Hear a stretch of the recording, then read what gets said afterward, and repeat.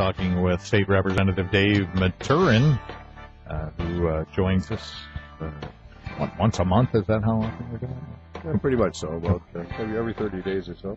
Well, good morning, sir. It's good to have you back in our studio today. On the heels of what I think is your first State of the State address, at least as a sitting legislator. Well, I got to 10-1 last year, so it usually occurs first part of January. We got sworn in January. That's right, 1st, yeah. So my second. Well, this one was quite a bit different, was it not? Yeah, it was. The governor was pretty somber, and a lot more. I guess he even had some notes this time. Normally he doesn't, but I think he wanted to make sure what he said was accurate. Yeah, well, certainly can't blame him for that. The atmosphere overall, what was it like before the speech, leading up to it, as you went into the chamber for the speech this week? I think everybody was, again, waiting to see, what he was going to do. I think the assumption was that Flint was going to take a lot of his time, and it did. Yeah.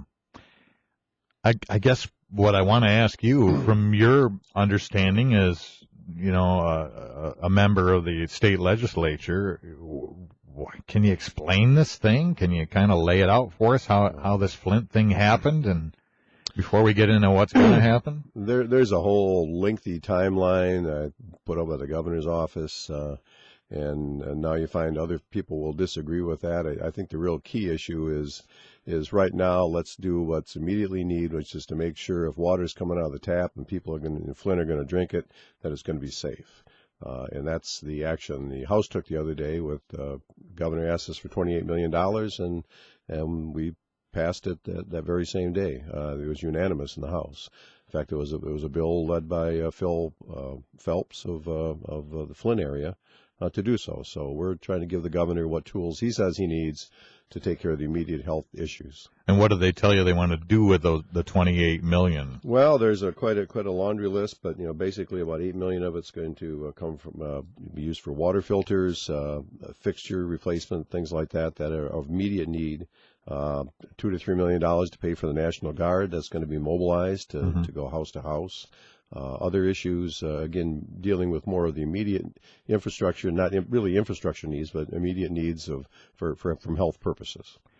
I asked somebody about the pipes and about whether or not the water was safe right now for drinking, and what I'm hearing is, well, it depends what street, it depends what neighborhood, it depends how old those pipes are and how much they were affected. Is that your understanding? Well, I think so. I mean, I'm not an expert in municipal infrastructure, but it's my understanding that most of the pipes that are within the city's purview and the right of way, are in good shape. But it's the pipes, the leads that come from the street up to the house that were installed as lead pipes, and for years and years and years, people drank water from those pipes, and eventually it got coated, and the coating then prohibits the lead from breaking off. And so, but it depends if you had a brand new subdivision. If, for instance, you may have newer pipes, better pipes, not lead line pipes. So where in the city of Flint you are, I think they talk about it by zip code or whatever, certain areas. But I don't really think anybody knows exactly. And that's part of the problem. Everybody's jumping to conclusions.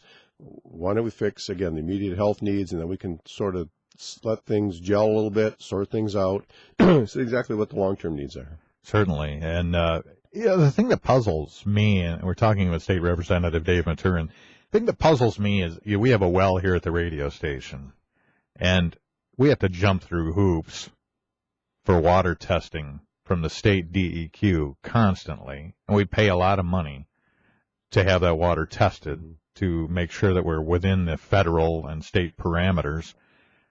It seems like with a municipal water system, that does fall on the government, on the municipality, on the DEQ to do proper testing.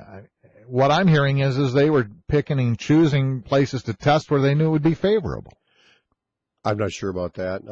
If you're testing right at the source of the plant, and the water there is fine. It's when it got down line, got down line, and then there wasn't any anti-corrosive additive in the water that would then take those leads from the street to the house and start eating away at that protective coating.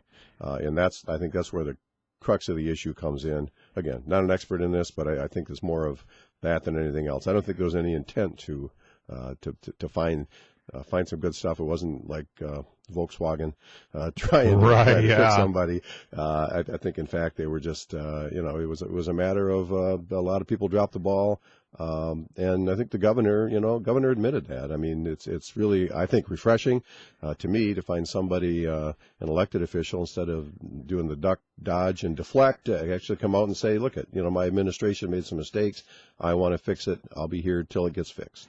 Well, I agree, and I'm glad he did that too. But I've got to tell you, I am appalled at the blood in the water shark mentality of people mostly on the left who want to politicize this tragedy for the sole purpose of, in my opinion, to get even with the governor for right to work and other issues. I'm sure there's a lot of that, and unfortunately, this year, even though the governor's not up for election, there's the House of Representatives is up, and so it's going to be an even more political year than normal. Yeah. Well, we're talking with Representative Dave Maturen, and we will be back to discuss some more in just a moment. Tim Collins in for Richard Piet. State Representative Dave Maturen, our guest in studio today. One thing that, and I'm no expert either, Representative Maturen, but it seems that if they're responsible for testing the water when it comes out of the plant, that makes sense. That's all well and good. But if there isn't some provision for random testing of homes and neighborhoods, it seems to me that there should be just so that we know, we get a random test around any city that has municipal water system to test for these things, because as you said, all the piping can be brand new, but if the pipes that lead from the street into the house are 100 years old or 80 years old, then there's a big problem. Well, that's true, and maybe they need to take another look at where they do the testing, and not just at the source point, but do some random testing. I'm sure probably now they will. But what other cities might be out there, that have the same sort of issue looming, putting all your faith and trust in the coating on a lead pipe when those lead pipes have been in there for decades. That's kind of rolling the dice every day. So I'm not sure. The health department, DEQ, may take a look at some different methods by which they measure, the water, the quality, quantity, and the safety of it. And replacement, that's a tough issue. I mean, I mentioned we have well water here at WBCK, even though we live in a neighborhood. Well, the reason being, to hook up to city water would cost us $20,000 because we're a ways off the street and we're uphill. But even though even in an urban situation where it's no more than maybe 50 or 100 feet, that's still going to be a good chunk of money for a homeowner to have to pay. And I bet you there's going to be somebody saying, well, we need grants to be able to do that. Well, I'm on well water too where I live, and there's pros and cons to that. Absolutely. But we don't even have the capability of hooking up to municipal water. But certainly something that you got to look at. There's a little bit of culpability as a citizen of this country to make sure that you're kind of doing things right too.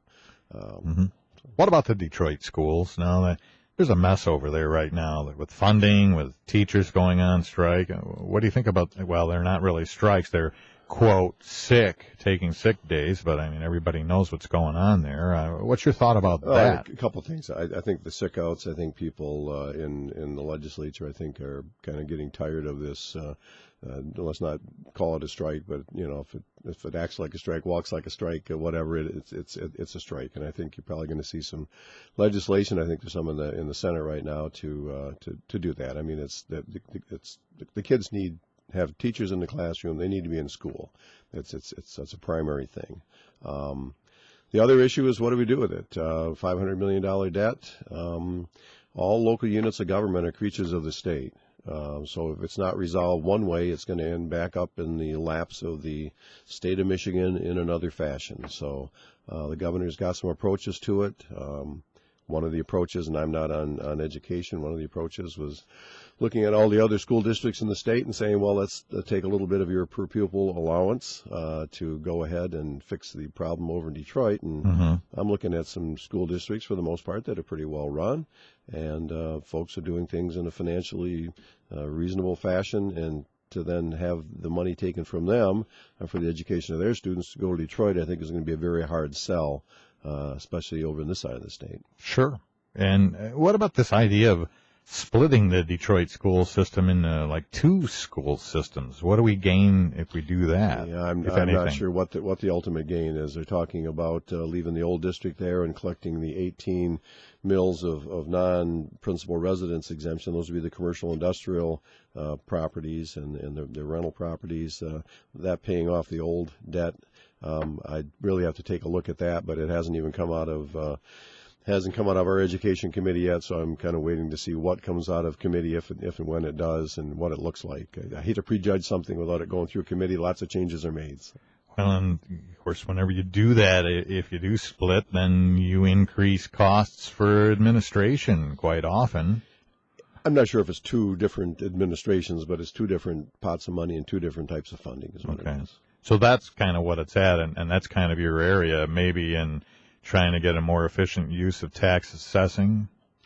That may be a way they look at it. I mean, Detroit is coming back, so I think they've seen some growth in the assessed values in some portions of the city. Other portions of the city, they're still knocking things down. So. Yeah. State Representative Dave Maturen, our guest in studio here at WBCK.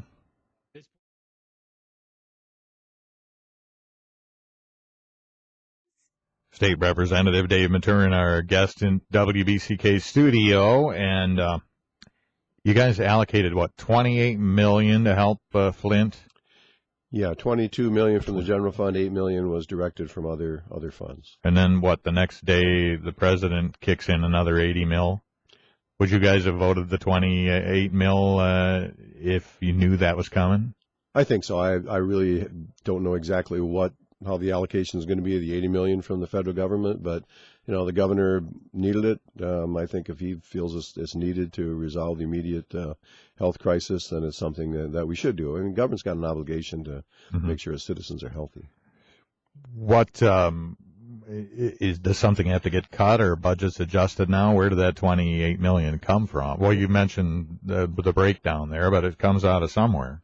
Well, the general fund's and the general fund hasn't changed in 15 years. The number is pretty much the same, about $9.8 billion. So, I mean, there's money available in the general fund for certain. It's kind of like a rainy day. You don't spend every penny you got. You set things aside because just like this, you never know what's gonna pop up. I don't think other things are going to be cut. I mean, the amount of that I think is manageable. Although sometimes we go to the mat for a couple $100,000 sometimes on some issues. Yeah. What are some of the other issues that you're going to concentrate on? I imagine this has been a big distraction, and just for lack of a better word, but I mean, it's changed priorities probably, but there's still some things I'm sure you'd like to get done. Well, there are lots of other things going on in Lansing. I thought at the beginning of the year that the next big issue was going to be energy. We're going to be shutting down a bunch of coal plants in the state. A substantial amount of our base load is going to be gone. And the big issue now is how do we replace that? Do we allow the utilities under the purview of the Public Service Commission to build some plants? They've got to have lead time to do this, or do we increase the choice and go off to Timbuktu and have them wheel some energy into us and hope it lasts? Wow.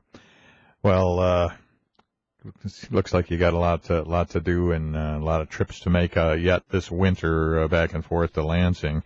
When do you usually adjourn your session, by the way? I think sometime in March we have a break. Come back in the district, try to do a little bit more work with local entities, folks, meetings that we can't catch during the regular session. But we'll be up and down 94 and I-69 for next couple months on a regular basis. What's your feeling about how well the State House, Senate, and Governor are working together to make this a better state? Well, I think, I think it's working pretty well. We obviously have our differences, and it's not just between Republicans and Democrats. Sometimes we have differences as Republicans. And it's the legislative process is pretty interesting because not only do you have to convince your members in the House through the committee process and then the full House that it's a good idea, but you've got to then go to the Senate and kind of do that all over again and convince those folks that what you're proposing is a good idea. And then hopefully when it gets to the governor's desk, he signs it. One issue that had people on both sides of the aisle with differing opinions, to some degree, was this ballot change where you can no longer just check one party and walk out. Where were you on all of that? I voted against Senate Bill 13. A lot of my local clerks said, look, if we're going to do that, if we're going to eliminate straight ticket voting, the lines are going to increase. We think that we then ought to allow no reads and absentee voting. And it kind of makes sense. If you're going to say we don't want people to vote the party, we want them to vote the individual, well, why not let them get the ballot ahead of time? Let them do a little bit of research. You're not going to be doing any research in the voting booth. So give folks an opportunity to sit down, look at that, go online, talk to the neighbors, see what each individual candidate has or hasn't done. I was in favor of that. I thought tie barring the two was the appropriate thing to do. In the end, I voted against it. They got enough votes to pass it. We'll see how it works. I think that was the same take that Representative John Bison had too. He liked the absentee no reason part of it, but he wasn't comfortable with the first part. Well, it was always brought up. 40 other states don't allow you to vote straight ticket. What they, should have also brought up is 37 of the states also allow early voting or no reason absentee voting. So I think it's a good thing for our democracy to have the two together. Didn't work out. We'll see if there's going to be any kind of a trailer bill coming out that's going to rectify that. That will address the no reason part. Yeah. Okay. And lastly, last time you were here, we talked about the big box stores. Using their army of lawyers to get their tax assessments reduced, often to the detriment of the treasuries of our local municipalities and cities.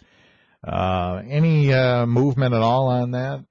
Well, we've had two hearings on the general topic of the commercial assessment process before the House Tax Policy Committee, where I sit as vice chair. And then I personally have led a task force involving all the participants, the folks in the commercial industrial world, local municipalities, assessor groups. So we've had three meetings so far to kind of see if there's any kind of common ground, things we can agree on. Those meetings are wrapped up, and I hope to be able to have some potential legislation off to the Legislative Service Bureau by the end of this month, which is kind of rapidly approaching. That's for sure. And hopefully get something out soon. It just depends on when the LSB can get around to turning it around, but I'm hoping they can get that hopefully put out sometime in February, and then start with the committee process. State Representative Dave Maturen, thanks for your time today. My pleasure.